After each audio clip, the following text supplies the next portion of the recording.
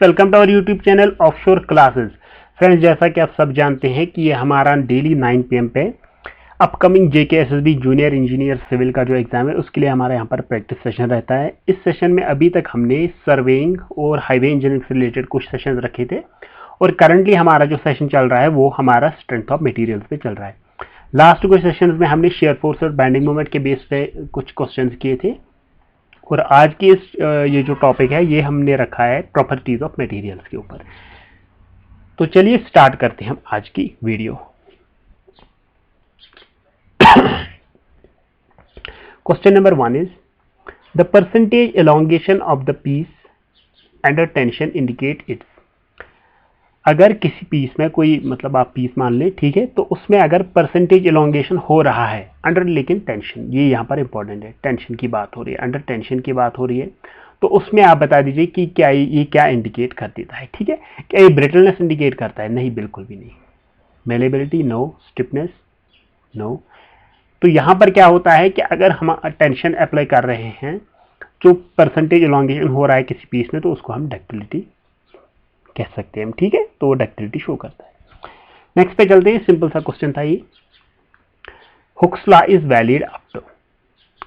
Second question जो हमारा यहाँ पर है वो पूछ रहा है कि हुक्स लॉ कहाँ तक वैलिड होता है। ठीक है, पहला limit of proportionality, ultimate point, elastic point, yield point. तो यहाँ पर सही ऑप्शन जो रहेगा वो रहता है हमारे पास लिमिट ऑफ प्रोपोर्शनलिटी। ठीक है, उम्मीद करता हूँ यहाँ तक भी आपको समझ आया होगा। देखिए, अब अगर आपके पास इस ऑप्शन में यहाँ पर ये वाला ऑप्शन है ही नहीं, ठीक है, एग्जामिनर ने थोड़ा सा ट्विस्ट करने की कोशिश की है और यहाँ पर लिखा है नन ऑफ द अबव, तब आप मुझे बता दें तब क्या रहेगा आपका ऑप्शन। ठीक है, तब क्या रहता है? तब हम कह सकते हैं कि तब जाकर ये हमारा आंसर बन जाएगा कि with N elastic limit hooks law is valid. लेकिन ये तब मैं कह रहा हूं जब आपके पास प्रोपोर्शनलिटी लिमिट का मेंशन नहीं है। ठीक है, तब जाके आप इलास्टिक लिमिट पे टिक मार सकते हैं। उस टाइम आपने नन ऑफ द अबव नहीं मारना है। ठीक है, कि हमने तो पढ़ा है कि प्रोपोर्शनलिटी लिमिट तक ही हुक्स लॉ वैलिड है तो हम none of the above mark कर देंगे। नहीं, ऐसा नहीं करना है। ठीक है, तब आपने इलास्टिक लिमिट पे ध्यान देना है। ठीक है, नेक्स्ट पे चलते हैं। उम्मीद करता हूँ ये कंफ्यूजन आपको नहीं होगा। Out of the following which one is least elastic.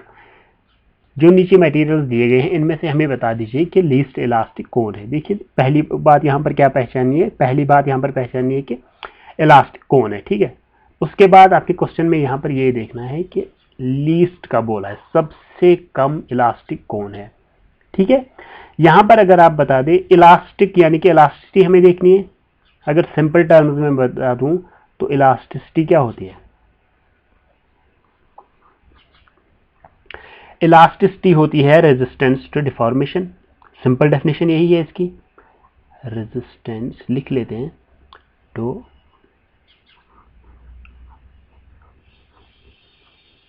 Deformation. ठीक है, इसी को हम बोलते हैं इलास्टिसिटी। ठीक है, अब क्या कहना है आपने? देखिए, एक यहां पर हमेशा के लिए याद रख लेना आज ही आप कि आपने इलास्टिसिटी और स्ट्रेचेबिलिटी,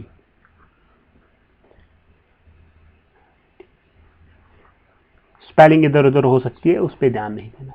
इन दोनों को आप सेम नहीं मानेंगे, आज से ये माइंड में रख लें। ठीक है, सेम नहीं मानेंगे, ये एक दूसरे का अपोजिट होते हैं। ठीक है, यानी कि जो ज्यादा स्ट्रेचेबल होगा वो उतना कम इलास्टिक होगा। ठीक है, तो यहां पर क्या पूछा गया अब हमसे कि कौन सा वाला इनमें सबसे कम इलास्टिक है। तो यहां पर अगर हम पहला देख लें, silver, next is rubber, iron, copper.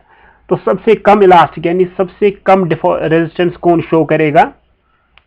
तो वो होगा रबर। ठीक है, इनमें से कंफ्यूजन हो सकता था कि कौन ज्यादा करेगा कौन कम करेगा, लेकिन सबसे लीस्ट पूछा है इसलिए सीधे आंसर हमारा जाएगा रबर पे। ठीक है, यहां पर ही आप ये कंसेप्ट याद कर लेना। नेक्स्ट पे चलते हैं हम। The ability of a material to absorb energy till the breaking or rupture takes place is known as.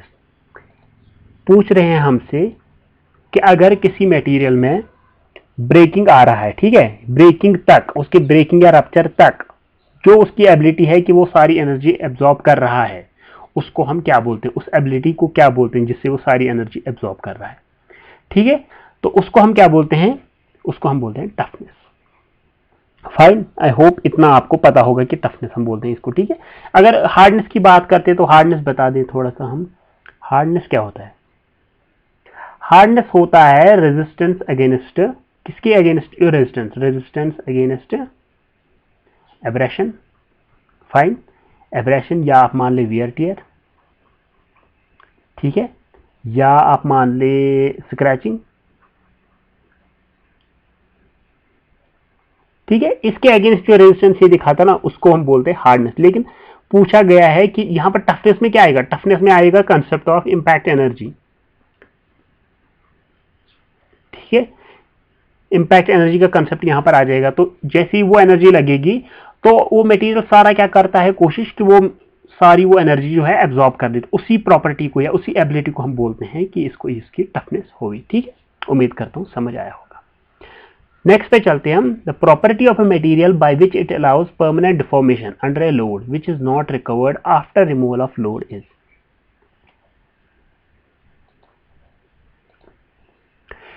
कौन सी प्रॉपर्टी है मटेरियल की जिससे क्या होता है?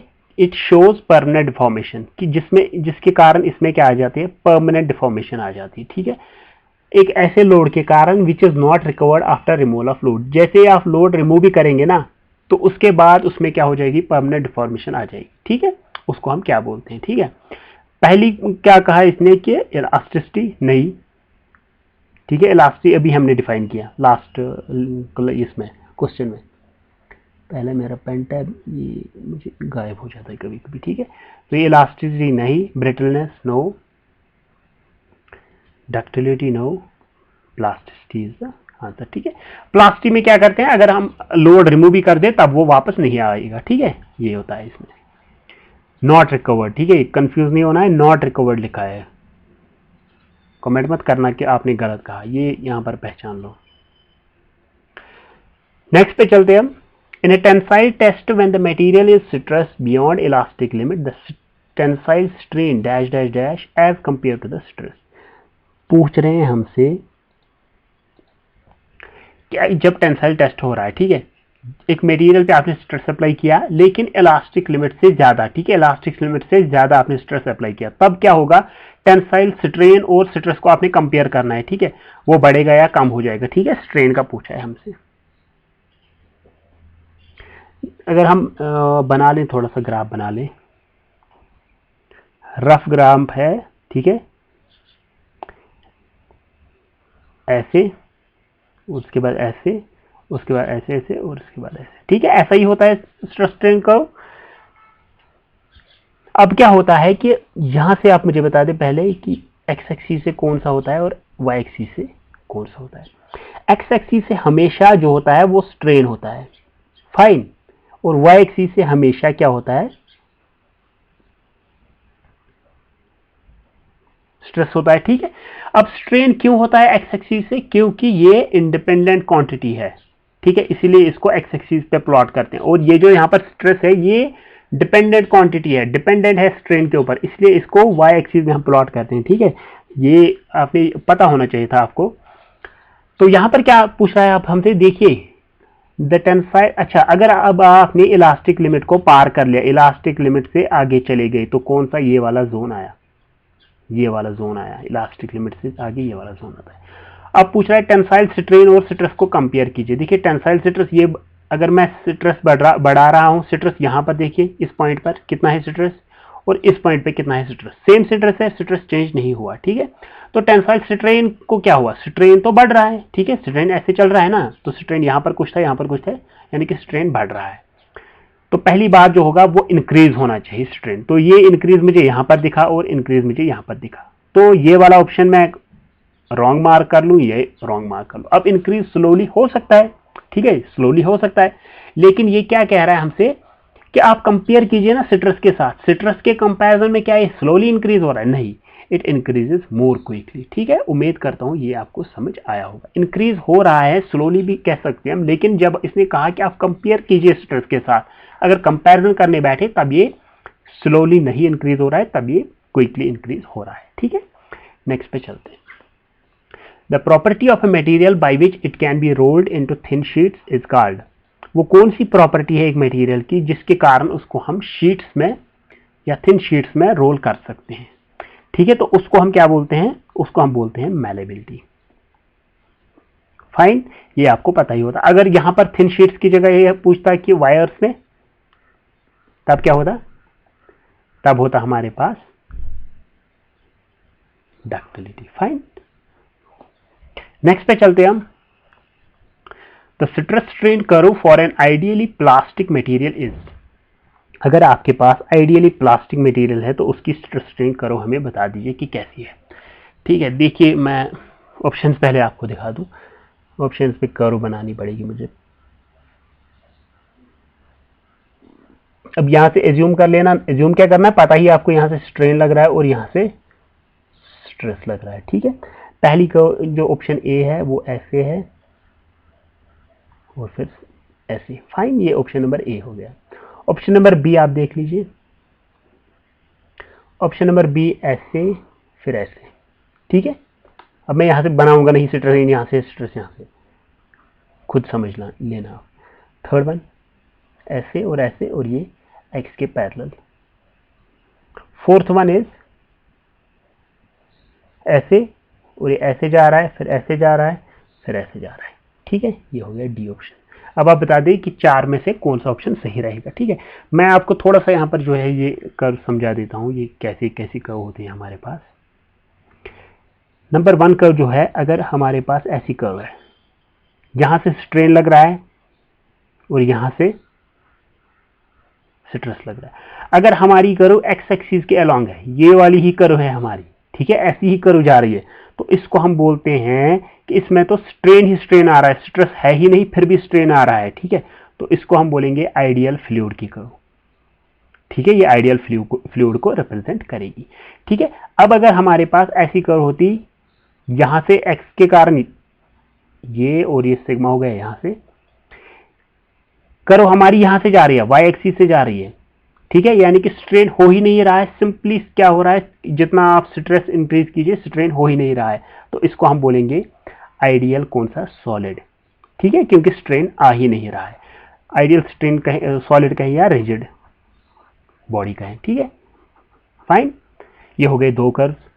तीसरी कर्व आप दिखा देता हूं आपको, ये हो गया ऐसे और ये ऐसे चल रही है कर्व। ठीक है, इसको हम क्या बोलेंगे, यहां से पता है आपको स्ट्रेन है और यहां से स्ट्रेस है। ठीक है, इसको हम बोलेंगे आइडियल इलास्टिक। फाइन, याद रहेगा। फोर्थ वन देख लीजिए। फोर्थ वन हो गया, अगर ऐसे चल रहा है, एक्स एक्सिस के पैरेलल चल रहा है, तो इसको हम बोलेंगे आइडियल प्लास्टिक। ठीक है, इतना याद रहा। एक और करूँ, आप देख लीजिएगा, ये ऐसे और ऐसे। देखिए इसमें मैंने क्या किया, दो कर्व्स को मिला लिया। ये वाली कर्व आपको कहां दिखी थी, ये वाली दिखी थी हमें आइडियल इलास्टिक, यानी कि इसमें लिखेंगे आइडियल इलास्टिक। और ये वाला क्या है, ये वाला जो एक्स एक्सिस के पैरेलल है, तो ये हो गया आइडियल प्लास्टिक। ठीक है, इसमें दो कर्व्स को हमने इंट्रोड्यूस किया। अब यहां पर क्या याद रख लेना, देखिए ये क्वेश्चन मैंने देखा है, ये मैंने देखा था झारखंड वाले एग्जाम में। ठीक है, इसलिए मैंने यहाँ पर सोचा कि आपको सारी कर्व्स बता दूं ताकि आपको याद रहे। ये रहा था झारखंड वाले एग्जाम में, और इसको क्या बोला गया था, वहां पर पूछा गया था कि ये कर्व जो है ये क्या कर्व है, इसको हम कौन सी कर्व कहते हैं। ठीक है, तो इसका आंसर था बाइलीनियर कर्व। ठीक है, दो कर्व्स है जो कि दोनों लीनियर है, बाइलीनियर कर्व इसका आंसर था।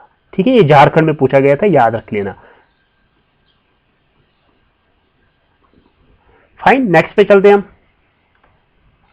Creep strain is cause due to, creep strain का पूछा गया है कि वो किसके कारण आता है। सबसे पहले तो आपको पता होना चाहिए कि क्रीप का मतलब क्या होता है।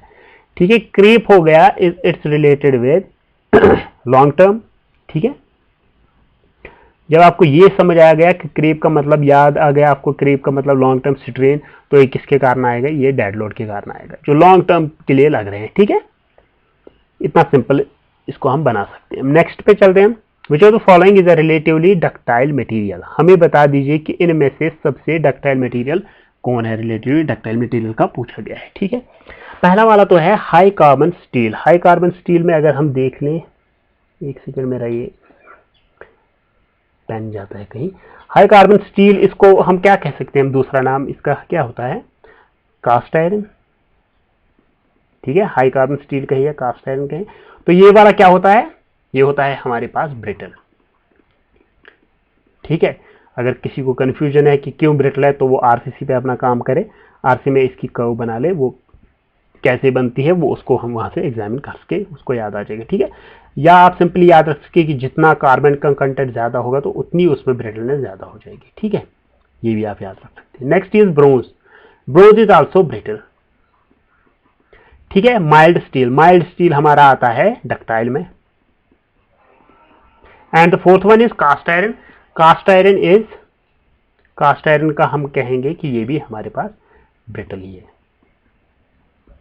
ठीक है। तो चलिए ये था हमारा आज का वीडियो जो कि हमने प्रॉपर्टीज ऑफ मटेरियल्स के बेस पे रखा था।